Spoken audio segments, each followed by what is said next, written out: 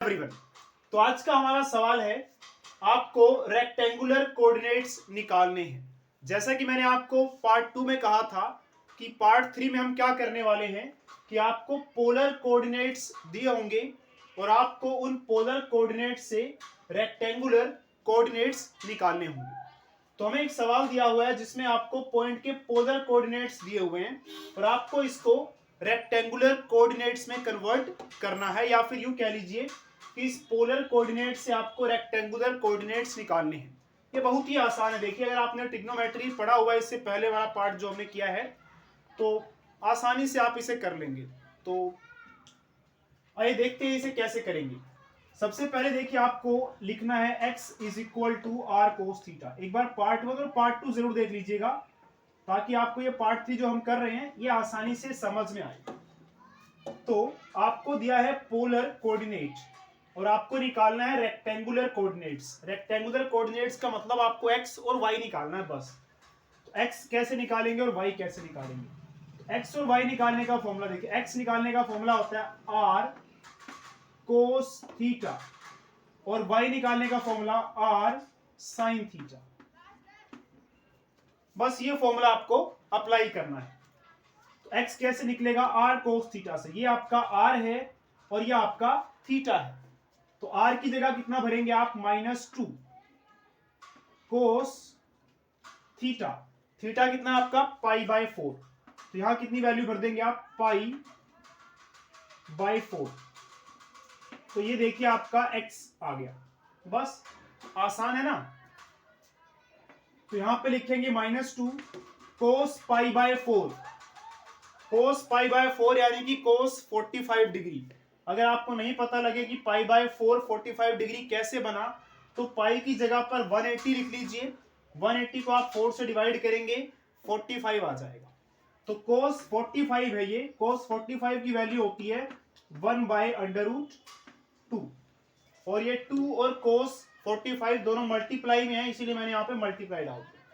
तो आपका आंसर आ गया -2। 2 × 1 2 हो जाएगा और डिवाइड में कितना है? √2।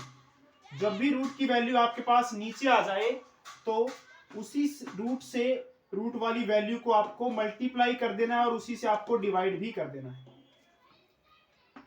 तो ये बन जाएगा आपका -2 √2 और यहां पे √2 मल्टीप्लाई √2 कितना हो जाएगा?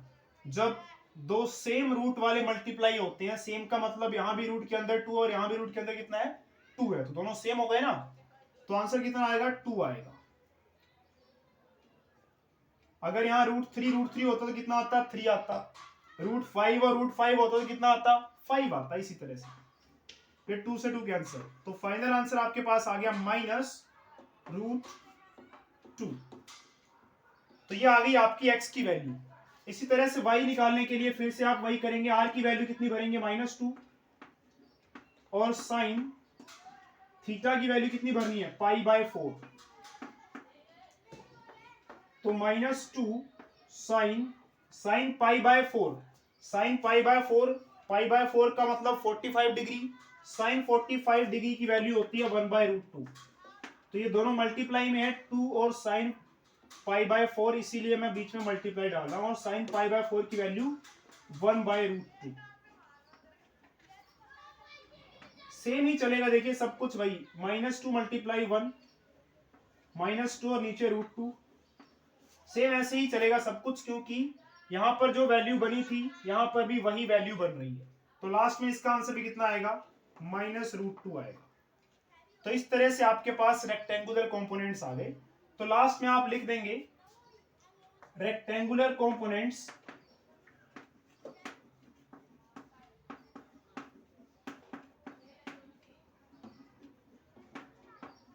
ऑफ -2 π/4। तो इसके रेक्टेंगुलर कंपोनेंट्स क्या बने हैं? पहले x की वैल्यू लिखेंगे। x की वैल्यू कितनी आई है? -√2 और फिर y की वैल्यू भी कितनी है? -√2। तो इस तरह से देखिए आपका आंसर आ जाता है।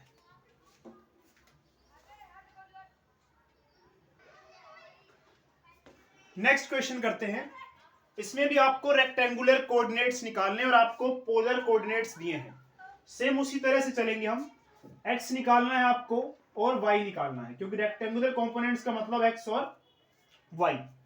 तो x कैसे निकलेगा, देखिए x निकलेगा r cos थीटा करके,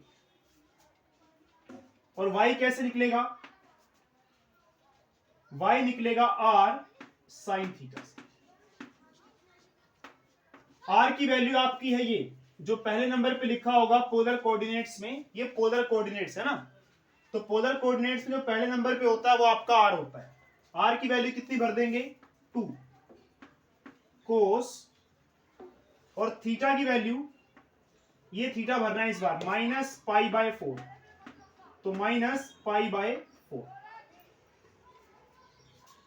याद रखिए कोस के अंदर एंगल में जब भी माइनस होगा तो उस माइनस को आप हटा भी देंगे तब भी वही बात रहती है, यानी कि कोस -π/4 कोस π/4 ही होता है। आप माइनस हटा देंगे तब भी इसका मतलब सेम ही आंसर आएगा। इसीलिए कोस के अंदर जब भी माइनस होगा उस माइनस को हटाकर आप ऐसे भी लिख सकते हैं। ये एक फॉर्मूला होता है, आप चाहे तो यहां ब्रैकेट में लिख भी सकते हैं ताकि एग्जामिनर को पता लग जाए आपने ये कैसे लिखा है। कोस माइनस थीटा जो है वो कोस थीटा के इक्वल होता है। आगे देखिए क्या होगा, ये 2 और कोस π/4 का मतलब मैंने आपको बताया है कि 45 डिग्री, तो कोस 45 डिग्री की वैल्यू 1/√2 होती है। अब आगे क्या होगा, 2 × 1, तो इस 2 को 1 से मल्टीप्लाई करेंगे 2 आएगा और नीचे √2, और जब भी नीचे आपको रूट दिख जाए तो क्या करना है आपको, उसी रूट से ऊपर मल्टीप्लाई कर देना है। यहां पर इसी √2 से ऊपर मल्टीप्लाई कर दिया और नीचे उसी से ही डिवाइड भी कर देना है, तो ये हो जाएगा 2√2, 2 × √2 क्या बन जाएगा 2√2, और यहां पर √2 और ये √2 क्या बन जाएगा, ये भी √2 और ये भी √2 है। जब सेम रूट वाले मल्टीप्लाई होते हैं तो सिर्फ इसका आंसर आ जाएगा 2 से 2 कैंसिल, √2 आ गया। अब आते हैं y निकालने पे, तो y कैसे निकालेंगे, r आपका कितना है 2 है, तो r की जगह पे आप 2 भर देंगे, साइन थीटा कितना है -π/4, तो यहां पे -π/4। अब साइन में ये फॉर्मूला नहीं होता कि अगर आप इस माइनस, जैसे कोस में आपने माइनस हटा दिया और ऐसे लिख दिया चल गई, लेकिन यहां पे ये नहीं चलेगा। साइन में जब भी आपको ये माइनस दिखाई दे उसको बाहर ले आना है, तो ये बन जाएगा -2 sin π/4। अब देखिए ये बन जाएगा आपका -2, और sin π/4 का मतलब क्या होता है, π/4 मतलब 45 डिग्री, तो sin 45 डिग्री की वैल्यू कितनी हो जाएगी 1/√2, ये बन जाएगा -2 और नीचे आ जाएगा √2, तो √2 से मल्टीप्लाई और √2 से ही डिवाइड, ये बन जाएगा -2 √2, √2 मल्टीप्लाई √2 कितना हो जाएगा 2 हो जाएगा, 2 से 2 कट गया, -√2 आ गया। तो x भी आ गया आपके पास, ये रहा x और ये रहा y। तो इसके जो रेक्टेंगुलर कंपोनेंट्स होंगे वो क्या लिख देंगे आप, पहले x लिखेंगे, x आपका √2 है, फिर y लिखेंगे, y कितना है आपका -√2, तो ये आपका फाइनल आंसर आ चुका है।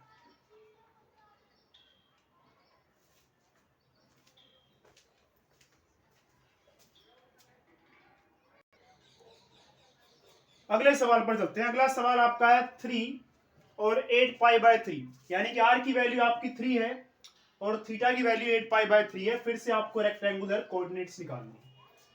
x निकालेंगे पहले हम, और x निकालने का फॉर्मूला होता है r cos थीटा। r आपका 3 है, cos थीटा की वैल्यू इस बार है 8π/3। अब 8π/3 कितना होता है मैं नहीं पता, तो हम क्या करेंगे, पाई की जगह पे 180 लिख लेते हैं, 8 × पाई, तो मैं 8π/3 की वैल्यू निकाल रहा हूं, देखिए डिग्री में, तो पाई की जगह पे क्या करना है आपको, 180 भर देना है। तो 8 वैसे का वैसे, मल्टीप्लाई में पाई है, पाई की वैल्यू 180 भरनी है, और डिवाइड बाय 3। अब कट कर दीजिए, 3 1 जा 3, और ये 60 पे कट जाएगा, 8 6 जा 48, 480। यानी कि आपके पास 3 कोस, ये जो 8 पाई बाय 3 है पूरा का पूरा, इसकी वैल्यू कितनी है, 480 डिग्री है, इस तरह से। अब आप क्या करेंगे, 3 कोस 480 की वैल्यू, अब ये कैसे निकलेगा, जब भी आपके पास एंगल 90 डिग्री से बड़ा हो, 480 डिग्री है तो 90 से तो बड़ा ही है, तो आप उसको पहले 90 से डिवाइड कर लेंगे।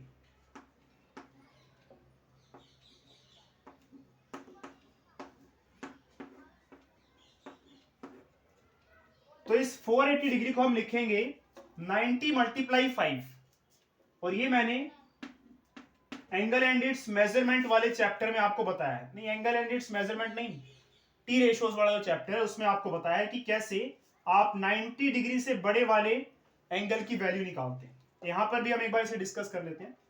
तो 480 को 90 से डिवाइड किया, तो जो हमारे पास ये डिवीजर है इसको आप क्वोशिएंट से मल्टीप्लाई कर देंगे, और प्लस में क्या लिख देंगे, रिमाइंडर। रिमाइंडर कितना है, 30। तो ये बन जाएगा, देखिए 3 कोस 90 के साथ जो मल्टीप्लाई है वो है 5। 5 एक ओड नंबर है, जब भी 90 के साथ ओड नंबर मल्टीप्लाई में होगा तो कोस का साइन बन जाता है, और यहां पे इवन नंबर होता तो कोस का कोस ही रहता। उसके बाद ये 30 लिख दीजिए। अब एक काम और करना है, इसका साइन 90 मल्टीप्लाई 5 का मतलब क्या है, देखिए ये एक 90 हुआ, 2 90, 3 90, 4 90। हमें कितनी बार घूमना है, 90 मल्टीप्लाई 5 मतलब 5 बार 90 करना है। तो ये 1 बार, 2 बार, 3 बार, 4 बार, और ये 5 बार, फिर 5 बार 90 हो गया, प्लस 30 का मतलब हम यहां पहुंच गए। तो एक याद रखिए, ऐड शुगर टू कॉफी। जहां हम पहुंचे हैं वहां पे कौन पॉजिटिव रहता है, एस। एस का मतलब होता है साइन, और साइन का रेसिप्रोकल कोसिकेंट। तो जहां हम पहुंचे हैं वहां पे कौन पॉजिटिव रहता है, एस। एस फॉर साइन और उसका रेसिप्रोकल कोसिकेंट। तो यहां पर साइन और उसका रेसिप्रोकल कोसिकेंट पॉजिटिव रहते हैं, लेकिन ये जो था वो था कोस था, ये क्या है, कोस। ना तो ये साइन है ना ये कोसिकेंट है। तो जहां हम पहुंचे वहां पे कौन पॉजिटिव रह सकता है, एस। एस का मतलब साइन या उसका रेसिप्रोकल कोसिकेंट, वो पॉजिटिव रह सकते हैं। लेकिन क्वेश्चन में कोस है तो ये पॉजिटिव नहीं रहेगा, इसलिए इसके सामने क्या डालना पड़ेगा आपको, माइनस। तो ये बात आपको ध्यान रखनी है, माइनस भी लगाना है, नहीं तो सवाल गलत हो जाएगा। और माइनस कहां से आया मैंने आपको बता दिया कि जहां आप पहुंचे वहां देख लीजिए कौन पॉजिटिव रह सकता है, इसको नहीं देखना है, इसके हिसाब से देखना है। तो जहां आप पहुंचे वहां साइन पॉजिटिव रहता है, अगर ये साइन होता तो ये पॉजिटिव में आंसर आता, कोसिकेंट होता तो भी पॉजिटिव में आता, साइन और कोसिकेंट के अलावा यहां कुछ भी होता तो आंसर नेगेटिव में आता है, क्योंकि जहां पहुंचे वहां पे सिर्फ एस पॉजिटिव रहता है, ये ध्यान रखना। -3 साइन 30 की वैल्यू 1/2 होती है, तो -3/2। तो x की वैल्यू आपके पास आ गई -3/2। तो x की वैल्यू मैं यहां साइड में लिख देता हूं, -3/2। चलिए हमें y निकालना है। तो y निकालने के फॉर्मूला क्या होता है हमारे पास, y is equal to are, cos की जगह क्या आता है, साइन आता है। तो हम y निकालेंगे और कोस की जगह पे क्या लिखेंगे, साइन लिखेंगे। यहां भी कोस की जगह क्या आ जाएगा, साइन आ जाएगा। यहां भी कोस की जगह क्या आ जाएगा, साइन आ जाएगा। यहां पर भी कोस की जगह क्या आ जाएगा, साइन।